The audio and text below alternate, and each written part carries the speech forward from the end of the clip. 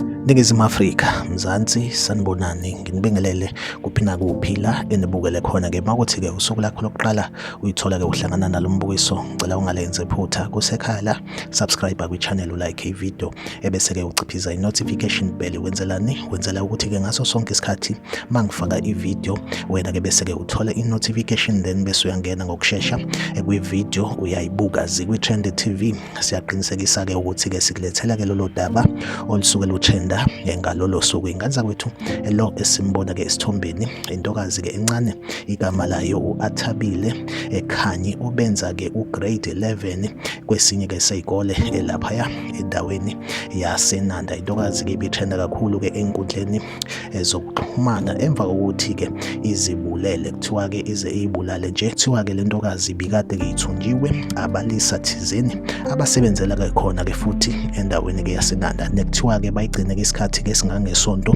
beyinukubeza ngokocansi, phecelezi ukudlwengula. Kuthiwa-ke bekade beyidragile, beyidlisa-ke ama-drugs, nokuthe mayiphaphama yasikwazi ukuthi-ke iphunyuke yabuyela kubo.